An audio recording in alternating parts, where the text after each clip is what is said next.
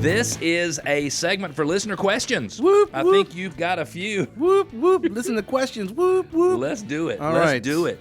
This one comes in from Mel in Canton. Mel in Canton. Hello, Yes, Mel. And Mel wants to know, our buyer is getting FHA financing, which I understand can be a real problem. Should we just wait to find an all-cash or a conforming buyer? So I think that Mel really doesn't have a concern at all. All right. So the short answer is really FHA loans are not a problem. So FHA loans are for people who need, in a lot of cases, for people who either need to pay a little bit less down. You can pay as little as 3.5% down on an FHA loan. It's 5% on a conventional loan, although on a conventional loan you can pay as little as 3% down if you're a first-time home buyer. You haven't owned a home in the last 3 years. With an FHA loan, it comes with an additional inspection. And so I think people used to be worried that, number one, an FHA borrower or buyer was not as good of a quality of a borrower or a buyer as a conventional or a conforming. They look at FHA loans and they say, well, wait a minute. So Alfie's coming to the table. He's getting an FHA loan, which means he needs a little help, more help getting the loan. So I might have to worry about Alfie. You see how a seller might look at that? But the reality is that an FHA loan is designed to be a little easier to get. Mm-hmm.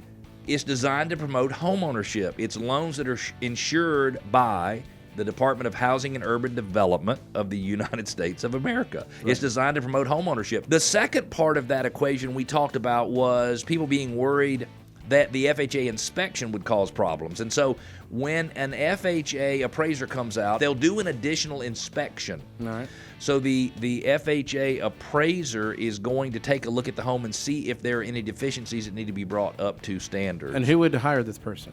The bank hires the person, the lender. But very rarely, Alfie, do I find an FHA appraiser request any repairs at all whatsoever. Alfie, yes, sir. You got another one for us? I do. Jeremy in Buford. Yes. And Jeremy writes in and says, my house has been on the market for over 90 days with no sale yet. My agent isn't helping me figure out what to do or to change. Should I have to do this myself? So this is the answer, by the way, is absolutely positively not. You should not have to make your own decisions if you've hired a real estate agent. It's very difficult for me to answer and give specifics about Jeremy's problem because I don't know the address of Jeremy's home. If your home has been on the market, regardless of the price, for more than 90 days, the odds are something is wrong, because homes that sell even in the $1 million range, and it could be in the $1 million range in Buford, they tend to sell in 60 days, 70 days, 80 days on average. I looked year to date, Alfie, the average home that is sold in Metro Atlanta has been on the market for 57 days. So once you go past 57 days, something is wrong. You need to, Jeremy, insist that your real estate agent help you figure out what the problem is. They need to analyze for you the month's worth of supply in the area, whether it's a buyer's, balanced, or a seller's market. They need to look at the condition of the home and see what could be done to make the condition of the home match the needs and expectations and requirements of the average buyer in the market. They need to do a full review of the marketing. Are the pictures right?